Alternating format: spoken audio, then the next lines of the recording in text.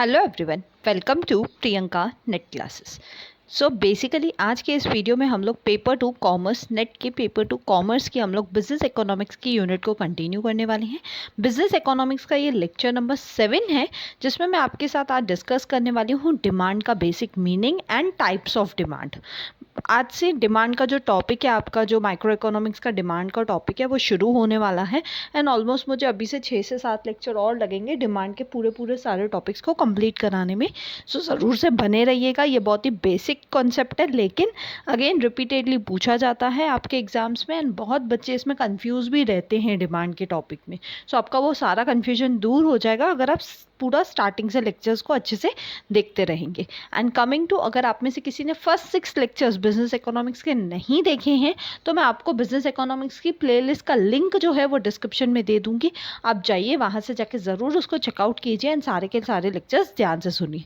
चलिए स्टार्ट करते हैं। But before going on that, मैं आपको बता दूं, मेरा नाम प्रियंका नाथानी है एंड मैंने नेट एंड JRF क्रैक किया हुआ है कॉमर्स सब्जेक्ट से अपने पहले ही अटेम्प्ट में 99.55 परसेंटाइल के साथ ही मैंने अपना नेट इन मैनेजमेंट भी क्रैक किया हुआ है अपने पहले ही अटेम्प्ट में। साथ ही साथ मैंने अपना महाराष्ट्र सेट क्वालिफाई किया हुआ है कॉमर्स सब्जेक्ट से अपने पहले अटेम्प्ट में। सो ये मेरा कुछ बैकग्राउंड है। एंड कमिंग टू आज का हमारा टॉपिक जो है डिमांड। पहले टाइप्स ऑफ डिमांड समझने से पहले मैं चाहती हूँ आप लोग डिमांड का बेसिक मीनिंग समझे एंड देन उसका डेफिनेशन समझे एंड देन हम टाइप्स पे जाएंगे, सो दैट एक स्टेप बाय स्टेप अप्रोच के साथ जब आप पढ़ते हो तो ऑटोमेटिकली आपके कंसेप्ट्स काफ़ी क्लियर हो जाते हैं। सो चलिए स्टार्ट करते हैं।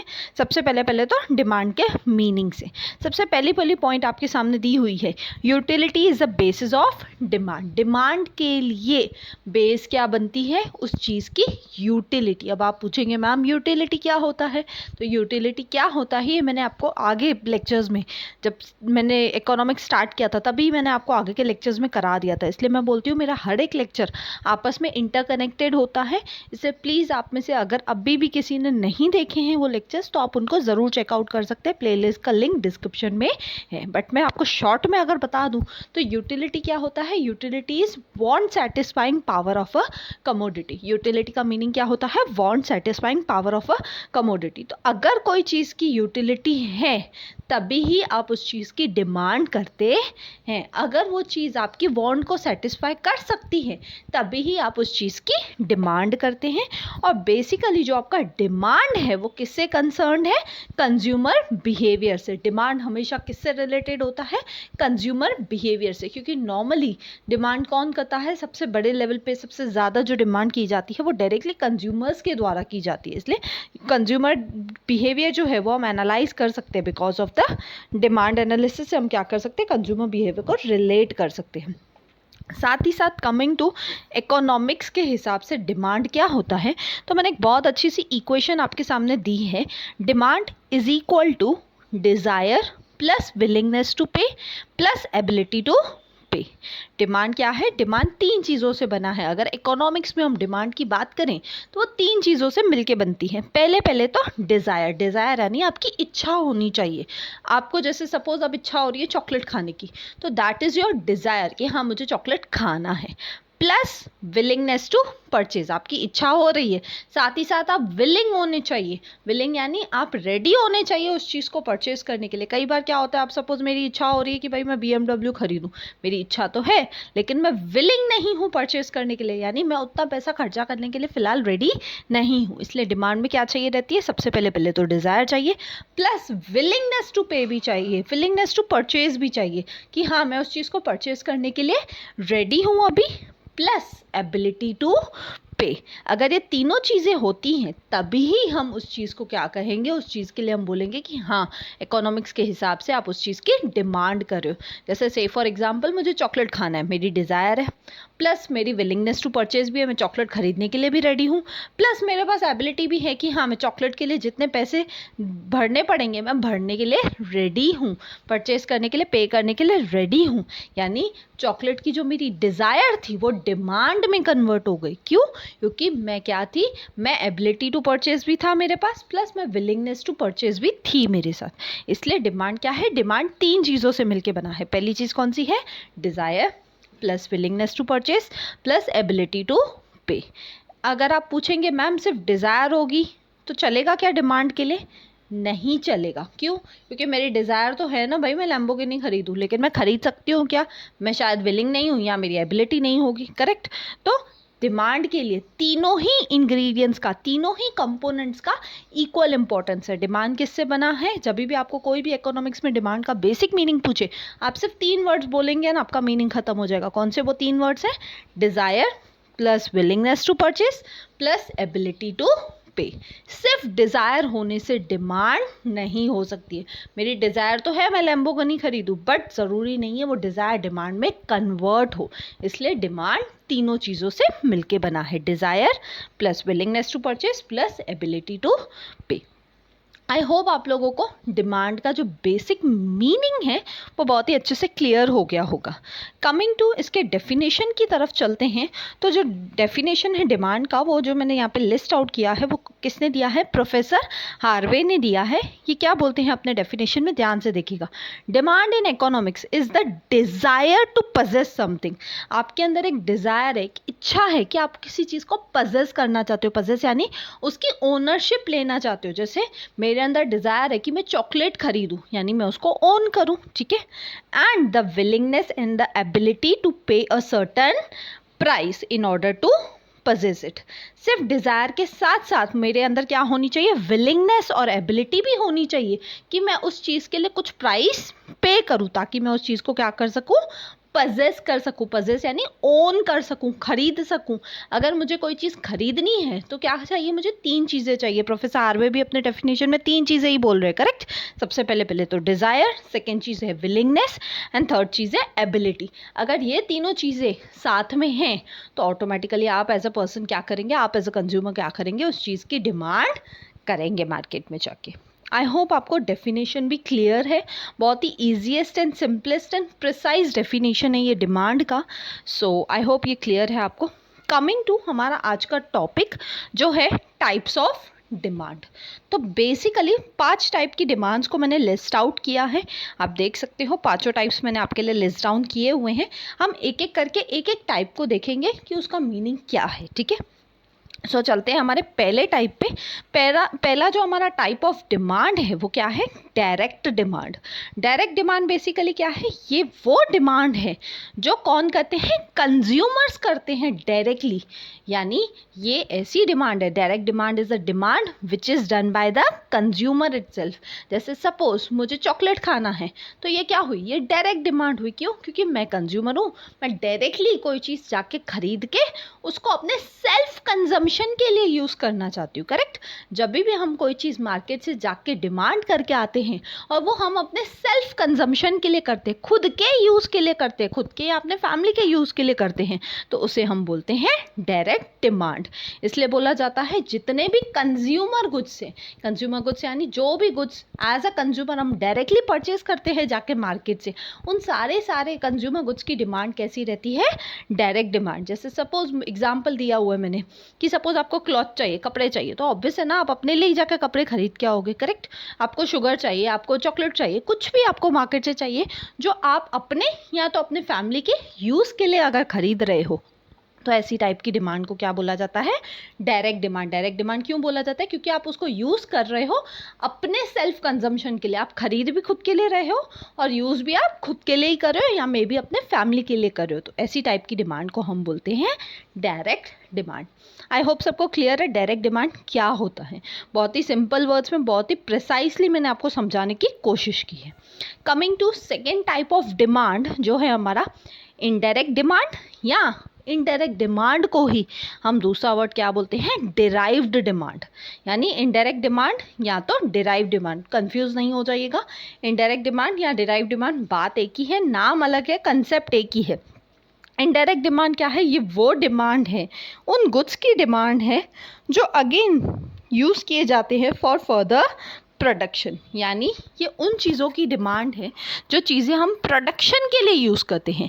जैसे से फॉर एग्जांपल मेरे पास एक फैक्ट्री है, ठीक है, और वो फैक्ट्री क्या करती है? शुगर केन परचेस करती है। अब वो शुगर केन परचेस करके क्या करेगी? मेरी शुगर मेकिंग फैक्ट्री है, मैं शुगर केन परचेस कर रही हूँ और शुगर केन परचेस करके मैं क्या करूँगी, शुगर केन से शुगर बनाऊँगी। यानी मैंने क्या की, मैंने इनडायरेक्ट डिमांड की, डिराइव्ड डिमांड की। क्यों?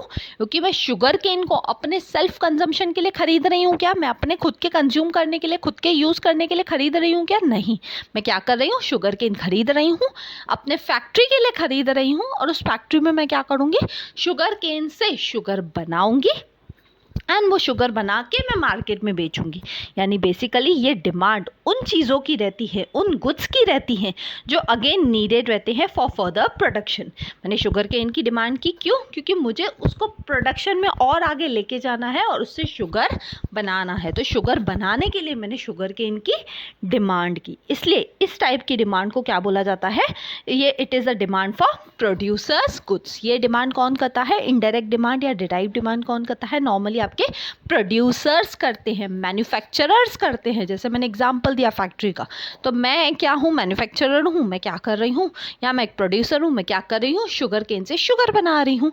तो उसके लिए ऑब्वियस है ना, मुझे शुगर केन से शुगर बनाने के लिए शुगर केन लगेगी। तो वो जो शुगर केन की डिमांड है वो क्या होगी, मेरे लिए इनडायरेक्ट डिमांड होगी या डिराइव्ड डिमांड होगी। अगेन नेक्स्ट पॉइंट में दिया हुआ है, hence all the factors of production have indirect demand. सारे के सारे जो आपके फैक्टर्स ऑफ प्रोडक्शन रहते हैं उनकी भी जो डिमांड रहती है वो कैसे रहती है, इनडायरेक्ट डिमांड रहती है या तो डिराइव्ड डिमांड होती है। अब आप पूछोगे मैम ये फैक्टर्स ऑफ प्रोडक्शन को क्या होता है, तो फैक्टर्स ऑफ प्रोडक्शन बेसिकली 4 चीज़ें होती हैं जिसको हम फैक्टर्स ऑफ प्रोडक्शन में इंक्लूड करते हैं। सबसे पहला फैक्टर ऑफ प्रोडक्शन होता है आपका लैंड, दूसरा होता है लेबर, तीसरा होता है कैपिटल, चौथा होता है एंटरप्रेन्योर। ठीक है, कौन से 4 फैक्टर्स ऑफ प्रोडक्शन है, इकोनॉमिक्स के हिसाब से 4 फैक्टर्स ऑफ प्रोडक्शन होते हैं। वो 4 कौन से हैं, मेन जो फैक्टर्स ऑफ प्रोडक्शन है 4 वो कौन से हैं, सबसे पहला है land, then labour, then capital, then entrepreneur. इन चारों ही चीज़ों की डिमांड कैसी रहती है, इनडायरेक्ट डिमांड रहती है या डिराइव्ड डिमांड रहती है। क्यों? क्योंकि चारों ही फैक्टर्स ऑफ प्रोडक्शन को लेके एक प्रोड्यूसर अपने कंजम्पशन के लिए यूज़ नहीं करता है, वो इसको अपने बिजनेस के लिए यूज़ करता है ताकि वो अपने बिजनेस को और बढ़ा सके, अपने बिजनेस को सही से कर सके। जैसे मैंने एग्जांपल दिया है यहाँ पे लेबर इन फैक्ट्री। अगर सपोज आप क्या करते हो, आप कुछ लोगों को अपने फैक्ट्री पे काम पे रख रहे हो, तो वो जो लोग हैं, जो लेबर है जिसको आप काम पे रख रहे हो, उनकी क्या डिमांड हुई, उनकी इनडायरेक्ट डिमांड हुई, या जिसको आप डिराइव्ड डिमांड भी बोल सकते हो। क्यों इनडायरेक्ट डिमांड हुई, क्यों? क्योंकि मैं उन लेबर को क्या कर रही हूँ, अपने फैक्ट्री में काम पे रख रही हूँ, बिकॉज मुझे क्या करना है, मुझे रॉ मटेरियल्स को फिनिश्ड गुड्स में कन्वर्ट करना है और उसको कन्वर्ट करने के लिए मुझे लोग चाहिए काम पे रखने के लिए। तो उनकी जो डिमांड है वो उनकी डिमांड कैसी होगी, इनडायरेक्ट डिमांड। इसलिए मैंने दिया हुआ है सारे के सारे जो फैक्टर्स ऑफ प्रोडक्शन रहते हैं, जैसे कि लैंड हो गया, लेबर हो गया, कैपिटल हो गया, एंटरप्रेन्योर हो गया, इनकी इनडायरेक्ट डिमांड होती है। क्यों? क्योंकि ये डिमांड हम अपने यूज़ के लिए नहीं करके हम अपने बिजनेस के लिए यूज़ के लिए करते हैं इन चीज़ों की डिमांड, और बिजनेस जो चीज़ बनाता है उसकी फिर आगे जाके क्या बनती है, डायरेक्ट डिमांड होती है। आई होप सबको क्लियर है इनडायरेक्ट डिमांड या डिराइव डिमांड किसे कहते हैं। इनडायरेक्ट डिमांड या डिराइव डिमांड बेसिकली प्रोड्यूसर्स के गुड्स की होती है। सारे के सारे फैक्टर्स ऑफ प्रोडक्शन की क्या रहती है, इनडायरेक्ट डिमांड रहती है। एंड साथ ही साथ अब कोई भी एग्जांपल ले सकते हो, लैंड का, लेबर का, कैपिटल का, एंटरप्रेन्योर का, या इवन रॉ मटेरियल्स का भी। रॉ मटेरियल्स का भी मैंने पहले एग्जांपल दिया था कि जैसे सपोज शुगर केन से शुगर, तो शुगर केन क्या है, मेरे लिए रॉ मटेरियल है, उसकी भी मैं क्या कर रही हूँ, इनडायरेक्ट डिमांड कर रही हूँ। क्यों? क्योंकि मैं शुगर केन को यूज़ करके शुगर बनाऊंगी एंड शुगर को बेचूंगी मार्केट में। लेकिन फिलहाल तो जो मैं शुगर केन की डिमांड कर रही हूँ वो क्या है, मेरी इनडायरेक्ट डिमांड है। आई होप सबको सेकेंड कंसेप्ट भी क्लियर है, second type of demand clear है, इनडायरेक्ट डिमांड या जिसका दूसरा नाम है डिराइव्ड डिमांड। थर्ड आता है कॉम्प्लीमेंट्री डिमांड या तो जॉइंट डिमांड। अब ये अपने नाम से क्लियर है, कॉम्प्लीमेंट्री या जॉइंट मतलब ये क्या हुआ, जब 2 या 2 से ज़्यादा चीज़ें मिला के हम क्या करते हैं, अपनी एक ही वांट को सेटिस्फाई करते हैं, एक ही चीज़ को सेटिस्फाई करते हैं, तो उसे हम क्या बोलते हैं, उसे हम बोलते हैं कॉम्प्लीमेंट्री डिमांड या तो जॉइंट डिमांड। जैसे कि सपोज मैं बोलूँ शू एंड सॉक्स, मुझे कहीं पे पार्टी में जाना है एंड मुझे शू सॉक्स पहन के जाना है, तो अगर मैं शू खरीदूंगी तो मुझे सॉक्स भी लेने पड़ेंगे, करेक्ट। तो शू और सॉक्स की डिमांड कैसी हुई, कॉम्प्लीमेंट्री डिमांड हुई। जॉइंट डिमांड हुई। क्यों? क्योंकि अगर मैं शू खरीदूंगी तो मुझे सॉक्स लेने ही पड़ेंगे, अगर मैंने सॉक्स खरीदे तो मेरे पास शू होना ही चाहिए। तो अगेन ऐसी टाइप की जो डिमांड होती है जब दो या दो से ज़्यादा चीज़ें मिला के एक ही चीज़ की आपकी वांट को सेटिस्फाई करती हैं, उन चीज़ों की डिमांड को हम क्या बोलते हैं? कॉम्प्लीमेंट्री डिमांड या तो जॉइंट डिमांड। इसका मैं आपको दूसरा एग्जांपल देती हूँ। सपोज आपको चाय पीनी है, तो चाय पीने के लिए आपको क्या लगेगा? दूध लगेगा, शक्कर लगेगी, चाय पत्ती लगेगी, पानी लगेगा। तो ये सारी चीज़ें मिला के चाय बनेगी, करेक्ट? यानी सारी चीज़ों को ज्वाइन करोगे तब जाके आपकी एक डिमांड पूरी होगी, एक वांट पूरी होगी। कौन सी वांट है आपकी? चाय पीने की। वो तभी पूरी होगी जब आप इन चारों चीज़ों को यूज़ करोगे साथ में। तो ऐसी टाइप की जब डिमांड होती है, जब दो या दो से ज़्यादा कुछ मिला जुला के आप क्या करते हो? अपनी एक वांट को सेटिस्फाई करते हो। तो ऐसी टाइप की डिमांड को हम क्या बोलते हैं? कॉम्प्लीमेंट्री डिमांड या तो जॉइंट डिमांड। आई होप आप लोगों को थर्ड टाइप ऑफ डिमांड भी क्लियर है। Next coming to fourth type of demand जो है कॉम्पोजिट डिमांड। कॉम्पोजिट डिमांड क्या होता है? ये उन कमोडिटी की डिमांड रहती है जिनको हम बहुत सारे चीज़ों के लिए यूज़ कर सकते हैं, फॉर सेवरल यूजेस। सेवरल यानी बहुत सारी चीज़ों के लिए हम यूज़ कर सकते हैं। जैसे कि मैंने एग्जांपल दिया हुआ इलेक्ट्रिसिटी का। आपके घर में जो बिजली आती है, आप उसे अपने घर के फ़ैन चलाते हैं, AC चलाते हैं, लाइट्स चलाते हैं, अपने मोबाइल चार्ज करते हैं, करेक्ट है? तो एक ही चीज़ इलेक्ट्रिसिटी, लेकिन उसके आप बहुत सारे अलग अलग यूज़ करते हैं। तो जब भी एक ही चीज़ है लेकिन उससे आप अलग अलग तरीक़ों से यूज़ कर सकते हो, तो ऐसी टाइप की चीज़ों को क्या बोला जाता है? ऐसी टाइप की चीज़ों की डिमांड को क्या बोला जाता है? Composite demand. जैसे इसका दूसरा एग्जांपल मैंने आपको दिया है वाटर। अगर मैं आपको पानी दे दूँ तो पानी आप अपने पीने के लिए भी यूज़ करते हो, नहाने के लिए भी यूज़ करते हो, अपने घर में कपड़े धोने के लिए भी यूज़ करते हो, आप अपने घर के यूटेंसिल्स भी उससे वॉश करते हो। तो कहीं ना कहीं क्या है तो एक ही चीज़ पानी, लेकिन वो आपकी नंबर ऑफ वांट्स को, नंबर ऑफ नीड्स को सेटिस्फाई कर रहा है, नंबर ऑफ यूजेस को फुलफिल कर रहा है। तो ऐसे टाइप के जो गुड्स हैं जो एक ही होते हैं लेकिन वो आपकी बहुत सारी डिमांड पूरी कर सकते हैं, तो ऐसे टाइप के गुड्स को हम क्या बोलते हैं? ऐसे टाइप के गुड्स की डिमांड को हम लोग कॉम्पोजिट डिमांड बोलते हैं। ठीक है, लास्ट एंड फिफ्थ है हमारा competitive demand. Competitive demand basically किन चीज़ों की रहती है? ये बेसिकली सब्सटीट्यूट गुड्स की रहती है। किन गुड्स की रहती है? सब्सटीट्यूट गुड्स पे क्या होती है? कॉम्पिटिटिव डिमांड होती है। अब आप पूछोगे मैम ये सब्सटीट्यूट गुड्स क्या होते हैं? भाई इकोनॉमिक्स में सब्सटीट्यूट मतलब ही होता है, जैसे कि मैं एग्जांपल दूं, टी और कॉफ़ी, ये क्या है? सब्सटीट्यूट गुड्स है। सपोज आप टी लवर हो, आप नॉर्मली चाय पीते हो, लेकिन किसी जगह पे आप गए जहाँ पे चाय अवेलेबल नहीं है, तो आप क्या करोगे? आप कॉफ़ी पी के आ जाओगे, करेक्ट? तो ये क्या है? जो सब्सटीट्यूट गुड्स होते हैं, यानी आपको एक चीज़ अगर ना भी मिले या महंगी मिले तो आप दूसरी चीज़ खरीद लोगे। क्यों? क्योंकि वो सस्ती है या उसका ऑल्टरनेटिव है।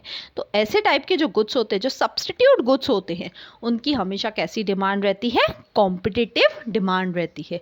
क्यों? क्योंकि सपोज आपको टी और कॉफ़ी मैंने बोला या शुगर और जागरी बोला, तो बहुत सारे लोग आज के डेट में हेल्थ कॉन्शियस हो गए, तो वो शुगर नहीं खाते, उनको मिठाई खानी रहती है, तो वो लोग क्या करते हैं? शुगर के जगह पे उसमें अपने लिए जागरी डलवाते, गुड़ डलवाते। तो डैट इज अगेन शुगर और जागरी की डिमांड भी कैसी हुई? Competitive demand. क्यों? क्योंकि दोनों भी गुड्स आपस में क्या है? सब्सटीट्यूट है एक दूसरे के। अगर आपको एक चीज़ नहीं मिलेगी तो आप दूसरी चीज़ लेके भी अपनी डिमांड को पूरा कर सकते हो। इसका मैं एक और एग्जांपल देती हूँ। सपोज पेन और पेंसिल, आपको पेन से लिखना था, अब आपको सामने आपके डेस्क पे पेन पड़ी ही नहीं है, तो आप क्या करोगे? आप पेंसिल ले लोगे और आप अपना लिखना शुरू कर दोगे। तो अगेन जितने भी सब्सटीट्यूट गुड्स होते हैं, सब्सटीट्यूट यानी अगर एक चीज़ ना भी मिले तो आप दूसरी चीज़ लेके भी अपनी डिमांड को पूरा कर सकते हो, अपनी ज़रूरत को पूरा कर सकते हो। तो ऐसे टाइप की डिमांड को हम क्या बोलते हैं? Competitive demand. और कॉम्पिटिटिव डिमांड सिर्फ और सिर्फ किसकी होती है? सब्सटीट्यूट गुड्स की ही होती है। आई होप सबको fifth and last type of demand भी अच्छे से क्लियर है। सो थैंक यू, मिलते हैं नेक्स्ट वीडियो में। अगर आपको वीडियो अच्छा लगा तो प्लीज़ लाइक कीजिए, कमेंट करके मुझे ज़रूर बताइए, ज़्यादा से ज़्यादा लोगों तक शेयर कीजिए, बिकॉज ज्ञान बांटने से ही बढ़ता है। एंड सब्सक्राइब कीजिए अगर आप न्यू हैं तो। मिलते हैं नेक्स्ट वीडियो में। Till then bye bye, take care.